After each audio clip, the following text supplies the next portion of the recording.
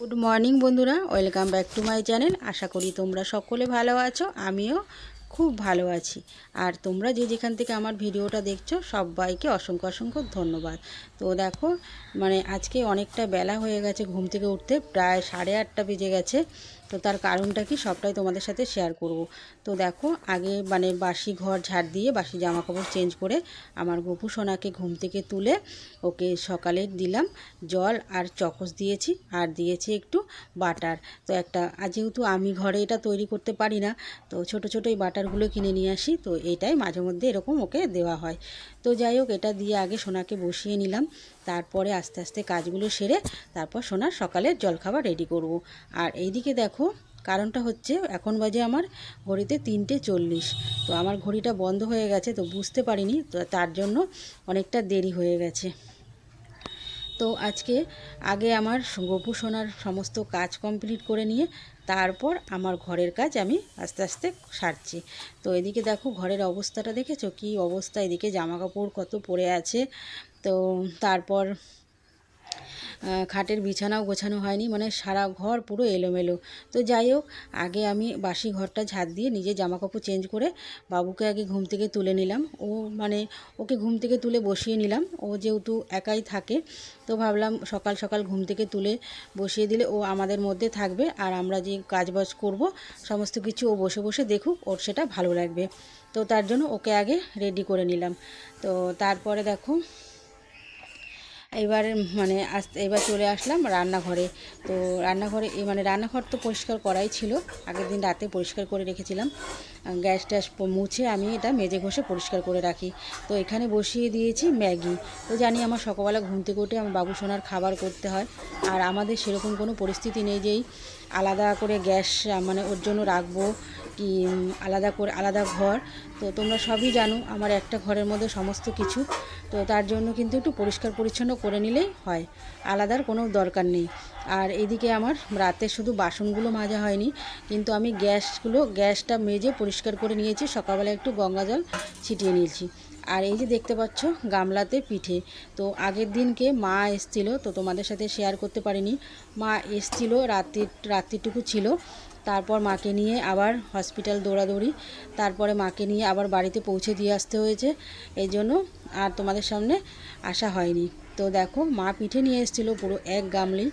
তো সেটাই তোমাদের দেখাচ্ছি যে হাত দিয়ে, আর তার জামাইয়ের জন্য। তো যেহেতু আমি পারি না বানাতে এইসব জিনিস, তো মা কিন্তু শরীর খারাপ, তবুও মা ওখানে অত দূর থেকে পিঠে বানিয়ে তার জামাইয়ের জন্য নিয়ে চলে এসছে।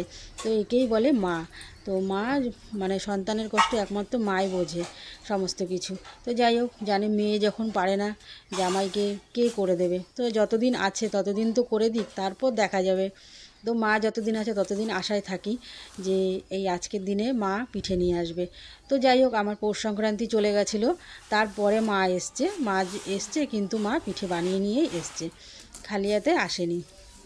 আর এইদিকে তোমাদের সাথে কথা বলতে বলতে, তো দেখো, আমার গোপু সোনার জন্য এখানে ম্যাগিটা তৈরি করে নিয়েছি। তো ভাবলাম যে এটা তো সকালবেলা দেখো বাচ্চাদের ঘুম থেকে তুলে মুখ টুক ধুয়ে একটা বিস্কুট যাই হোক একটা কিছু হাতে দেওয়া হয়, তো সেরকম ওকে আগে আমি ঘুম থেকে তুলে সামনে একটু চকোস আর বাটারটা সামনে দিয়েছি। আর তারপরে কিন্তু আমি ম্যাগিটা বানিয়ে নিয়ে আসলাম। তো দেখো, আমার সোনাবাবু কত খুশি, দেখেছো মুখটা দেখো, খুব খুশি।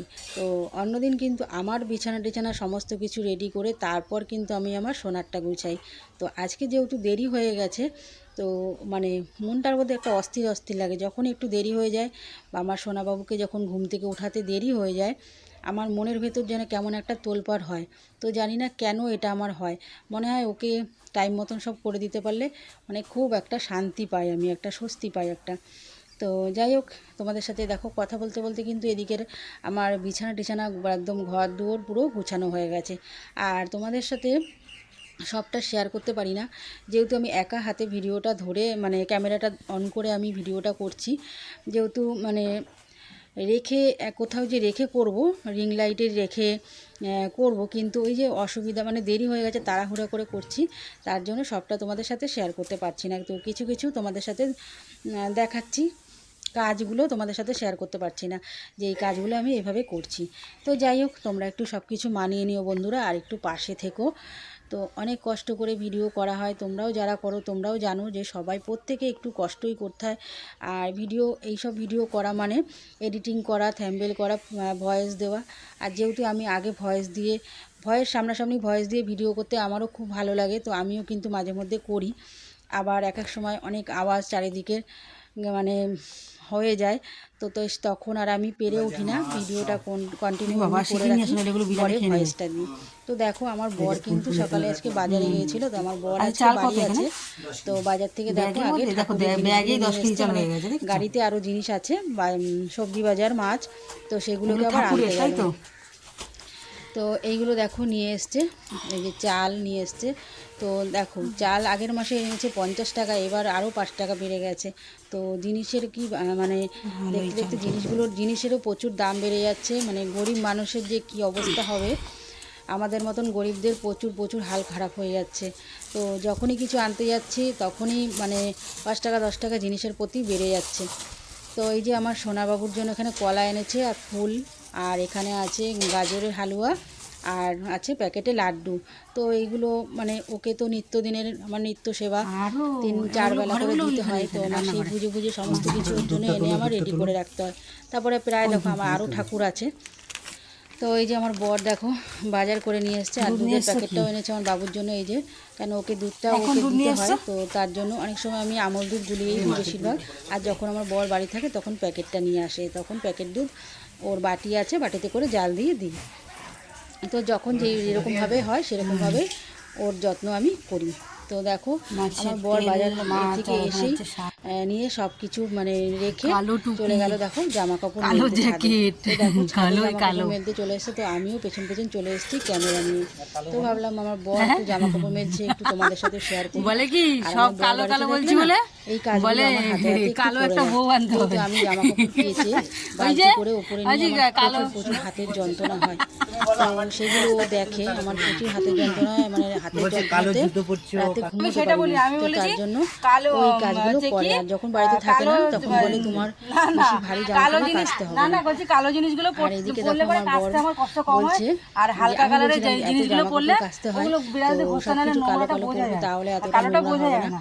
তাই আমার বর বলছে তাহলে আমাকে আরেকটা বিয়ে করতে হবে কালো মেয়ে দেখে। হ্যাঁ কালো বউ আনতে হবে, তোমরাই বলো বন্ধুরা। তো আমার বর বলছে আরেকটা কালো মেয়ে দেখে বিয়ে করতে হবে।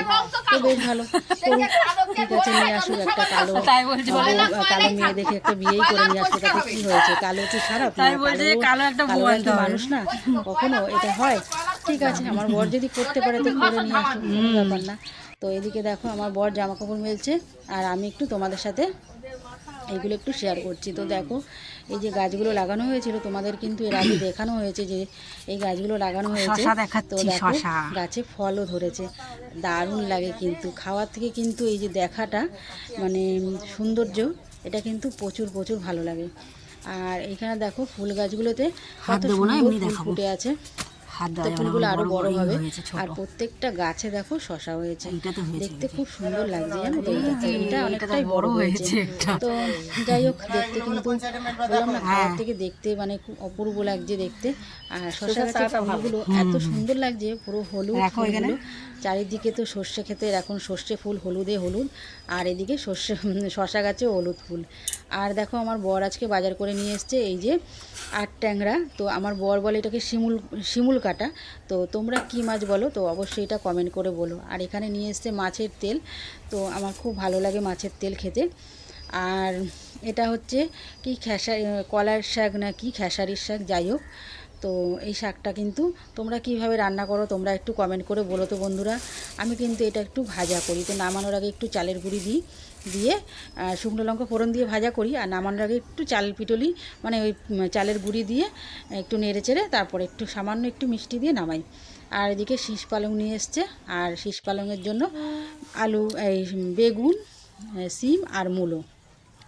তো সবজিগুলো দেখানো হয়ে গেছে। আর আমার বরকে দেখো পিঠে দিয়ে দিলাম, যেহেতু ভালোবাসে খেতে আর আমিও পারি না সেভাবে করে দিতে। তো মা যখন করে নিয়ে এসছে, তো আমি মনে ভাবি আমার নিজের খাবার থেকে যে ও যে খাচ্ছে না, এটা আমার খুব খুব আনন্দ লাগে যে আমার মা হাতে করে জিনিস নিয়ে এসছে, সেই জিনিসটা জামাই এত সুন্দর মানে ভাবে মন দিয়ে মানে খেয়েছে। জিনিসটা আমার খুব ভালো লেগেছে। মানে নিজে যে একটুখানি খেয়েছি, আমি সেরকম একটা দুধের জিনিস খেতে পারি না, তো খেলে আমার একটু অসুবিধা হয়। তো ও যে খেয়েছে আমার মানে এতটা আনন্দ লেগেছে, তো কী বলবো। তারপর দেখো, যাই হোক, বরকে যেখানে পিঠে দিয়ে আসলাম, মানে বরের খাওয়াও হয়ে গেছে। আর এদিকে আমি মাছ টাছগুলো মানে ধুয়ে রান্নাও বসিয়ে দিয়েছি। আর আমার মাছ ভাজাও কমপ্লিট হয়ে গেছে।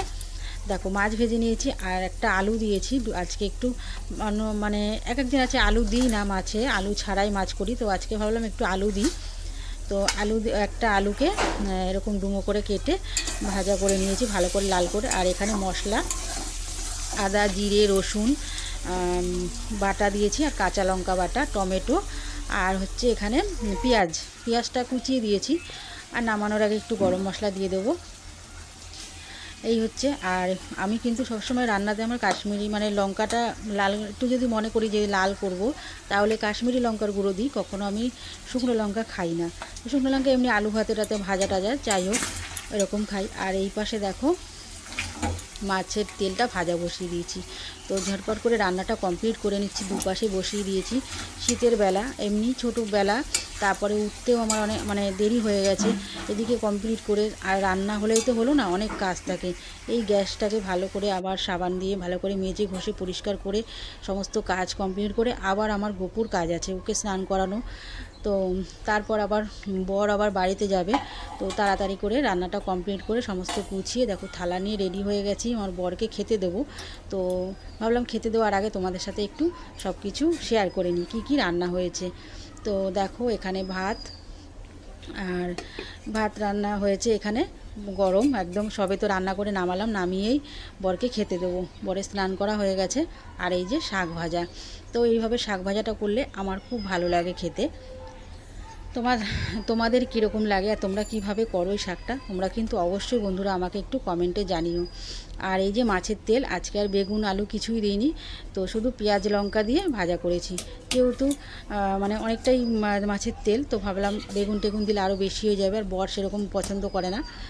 আর এই যে মাছটাকে দেখো একদম মাংসের মতন করে কষা কষা করে করেছি। তো আমাদের ঘরে ঝোলটা একটু কমই মানে রান্না হয়, এইভাবে একটু যখনই রান্না হয় একটু কষা জিনিসটাই বেশিরভাগ হয়।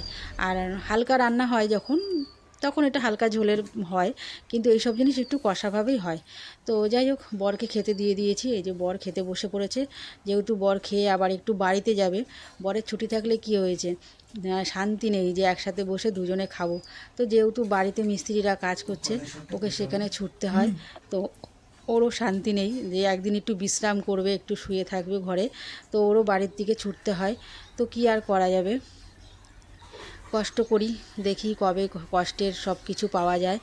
তো তারপর দেখো বর তো খেয়ে চলে গেল। আর যেহেতু এখানে খাবার দাবারগুলো একটু উঠিয়েছিলাম, তো সেগুলো আবার পরিষ্কার করে নিয়ে ভালো করে আবার এই পাশটা ভালো করে মুছে নিয়ে তারপর আমি আমার বাবুর দুধটা জাল দিতে চলে আসলাম। তো ওর দুধটা জাল দিয়ে নিলাম, তারপর ওকে এবার স্নান করাবো, ওর গরম জল করব, ওকে গরম জল করে স্নান করাবো।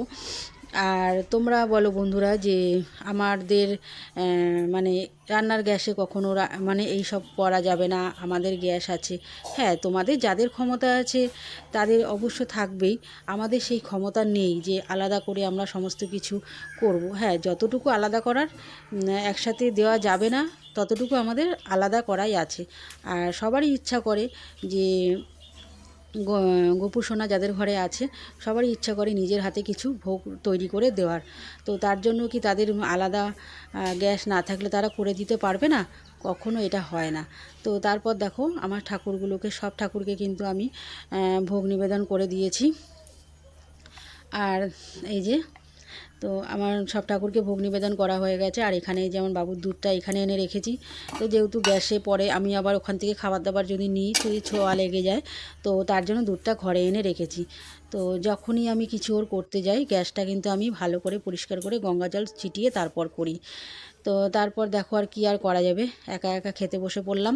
সমস্ত পুজো টুজো দিয়ে সমস্ত কাজ সেরে এবার নিজেও একটু ভাত গুছিয়ে নিয়ে বসে পড়লাম। তো শশা নিয়েছি, একটা গন্ধরাজ লেবু নিয়েছি, আর আমার বর কিন্তু লেবু খায় না, মানে ডাল হলে তাহলে ওর চলে, না হলে ওর কোনো কিছুতে লেবু চলে না। আর আমার কি বলো তো, সব কিছুতেই আমার লেবু চলে, আমার লেবুটা হলে আমার খাওয়াটা মানে খুব ভালো হয়। তো যাই হোক খেতে বসে পড়লাম। আর আমি যদি কিছু ভুল বলে থাকি তো তোমরা কিন্তু অবশ্যই আমাকে একটু ক্ষমা করে দিও, কেন আমার মনে হলো এটা, তাই জন্য বললাম যে গ্যাস আলাদা না থাকতে পারে, কিন্তু পরিষ্কার পরিচ্ছন্নতা নিজের কাছে, পরিষ্কার করে ঠাকুরকে অবশ্যই ভোগ রান্না করে দেওয়া যায়, আগুনের কোনো দোষ থাকে না। আর ঘর কারোর একটা ঘরও থাকে, কারোর 5টা ঘরও থাকে। তো আমার তো সেরকম কোনো পরিস্থিতি নেই, তো বাড়িতে গেলে যদি ভগবান দেয় তো সেইভাবে তখন ভগবানকে রাখার চেষ্টা করব। তো সেটাই বলছি তোমাদেরকে। আর তোমাদের এখনও খাওয়া দাওয়া করা হয়ে গেছে? তোমাদের যদি খাওয়া দাওয়া এখনও না হয় তো তোমরা খাওয়া দাওয়া করে নাও। আর সবাই ভালো থেকো, সুস্থ থেকো, দেখা হচ্ছে আবার নেক্সট কোনো ভিডিওর সাথে। রাধে রাধে বন্ধুরা।